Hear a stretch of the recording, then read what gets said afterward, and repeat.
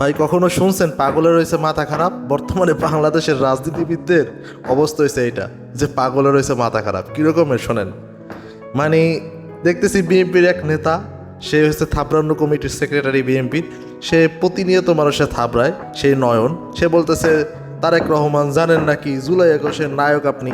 মানে তারেক রহমান সে জানেই না যে সে নায়ক, মানে সে ঘুম দুইটা দেখতেছে যে সে নায়ক হয়ে গেছে। মানে ব্যাপারটা হচ্ছে ওহি নাজিল হয়েছে এরকমের, মানে তারেক রহমান সে নায়ক কিন্তু সে জানে না, কিন্তু নয়ন মন সে জানিয়ে গেলাইছে যে তারেক রহমান জানেন নাকি জুলাই ২১-এর নায়ক আপনি।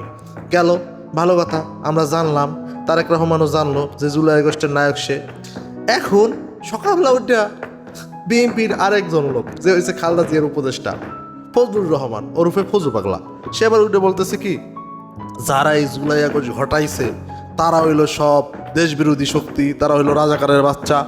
আরে ভাই, তার মানে কি আপনাদের চেয়ারপারসন জিয়াউর রহমান সে কি হচ্ছে, মানে তার ছেলে হচ্ছে তারেক জিয়া, সে কি হচ্ছে মানে রাজাকারের বাচ্চা? আপনি কি সেটা বলতে চাইছেন? কারণ আপনাদের আরেক নেতা তো বলতেছে সে হচ্ছে জুলাই ২১-এর নায়ক।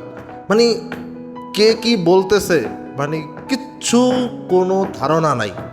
এরা হইলো গিয়া মনে করেন, মানে এরা রাজনীতি না করতে এসে এরা যদি পাবনা মনে করেন থাকতো, তাইলে আমরা হয়তো বা শান্তিতে থাকতাম। কারণ আমরাই এখন বুঝতেছি না আমরা আসলে মানুষ আছি না আসলে পাগল হয়ে গেছি।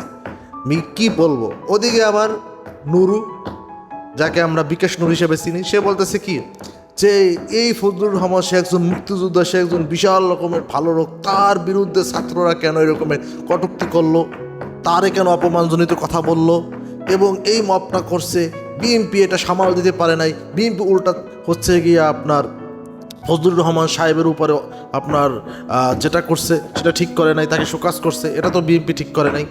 মানে বিএনপির থেকেও ফজলুর রহমানের প্রতি মায়া ভালোবাসা হচ্ছে এই যে বিকাশ নূরের বেশি। কোথায় আসি, মানে এই দেশ আসলে কি চলতেছে, কি সার্কাস চলতেছে, যে বলে না চলিতেছে সার্কাস, তার থেকেও খারাপ অবস্থা বাংলাদেশের। সার্কাস যে কতদিন চলবে আর আমরা যে কতদিনই দর্শক হিসাবে এগুলো সহ্য করতে হবে আল্লাহ মাহমতি ভালো জানে।